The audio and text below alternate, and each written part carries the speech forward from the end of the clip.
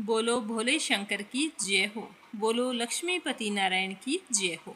आज अपने सुनते हैं अमावस्या की कथा। तो आप सभी इस कथा को पूरे श्रद्धा भाव से अंत तक सुनना और इस चैनल को सब्सक्राइब करते हुए इस वीडियो को ज़्यादा से ज़्यादा शेयर करना। कथा शुरू करने से पहले कमेंट बॉक्स में शिव जी भगवान और विष्णु जी का जयकारा जरूर लगाना। एक समय की बात है, एक गरीब ब्राह्मण परिवार था। उसके परिवार में पति पत्नी के अलावा एक पुत्री भी थी। वह पुत्री धीरे धीरे बड़ी होने लगी। समय के साथ उसमें सभी गुणों का विकास हो रहा था। ब्राह्मण की वह बेटी बहुत ही सुंदर, संस्कारवान और गुणवान थी, किंतु गरीब होने के कारण उसका विवाह नहीं हो पा रहा था। एक दिन उस ब्राह्मण के घर एक साधु महाराज पधारे तो उस कन्या ने उनकी खूब आवभगत की। तो साधु बाबा कन्या के सेवा भाव से काफ़ी प्रसन्न हुए और कन्या को लंबी आयु का आशीर्वाद देते हुए कहा कि बेटा, तेरी हथेली में विवाह योग्य रेखा नहीं है। तो यह सुनकर उस कन्या के माँ बाप को बहुत ही दुख हुआ और साधु बाबा से पूछने लगे कि बाबा, जब आपको ये पता है कि हमारी बेटी के हाथ में विवाह की रेखा नहीं है, तो आपको ये भी पता होगा कि हम कौन सा उपाय करें जिससे हमारी बेटी का विवाह हो जाए। तो कुछ देर विचार करने के बाद अपनी अंतर्दृष्टि से ध्यान करके साधु बाबा ने बताया कि यहाँ से कुछ ही दूरी पर एक गांव के अंदर सोना नाम की एक धोबिन रहती है। उसके साथ उसका बेटा और बहू रहते हैं, जो बहुत ही आचार विचार और संस्कार संपन्न तथा पतिपरायण महिला है।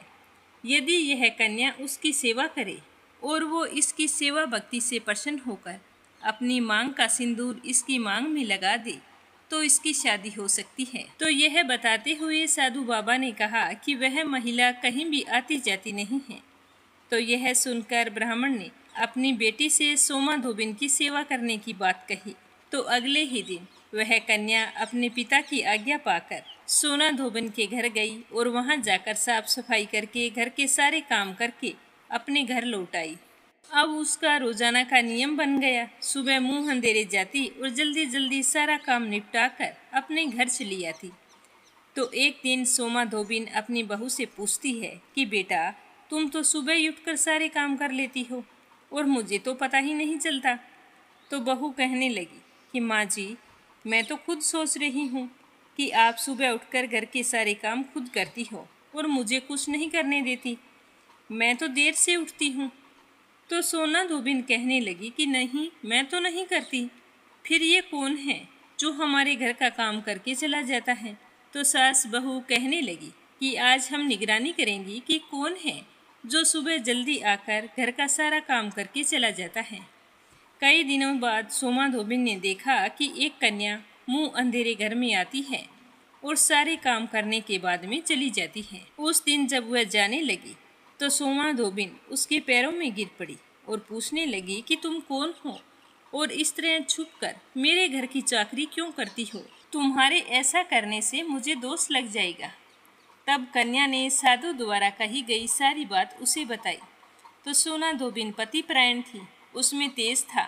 तो उसने अपनी मांग का सिंदूर निकाल कर उस कन्या की मांग में लगा दिया और कहा कि बेटा, आज तक जो भी मैंने अमावस्या के व्रत किए हैं उसका सारा पुण्य फल मैं तुम्हें देती हूँ और आज के बाद जो भी मैं अमावस्या के व्रत करूँगी उसका पुण्य फल मेरे बेटे और मेरे पति को मिले। अब तुम जाओ, तुम्हारी शादी अच्छे घराने में हो जाएगी। तो इस तरह का आशीर्वाद पाकर ब्राह्मण की बेटी बड़ी ही खुशी से घर लौट आई। घर आकर उसने अपने माँ बाप को सोना धोबिन की कही हुई बात बताई। तो दोनों सुनकर बहुत ही खुश हुए। कुछ ही समय बीता था कि एक अच्छे से घर से उसके लिए रिश्ता आ गया और फिर खूब धूमधाम से उसकी शादी कर दी गई।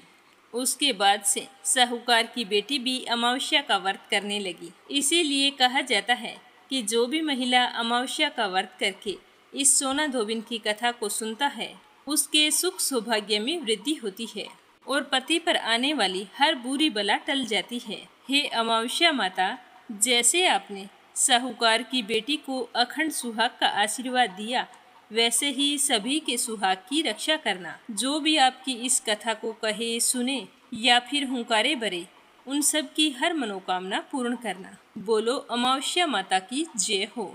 बोलो विष्णु भगवान की जय हो। बोलो भोले शंकर की जय हो।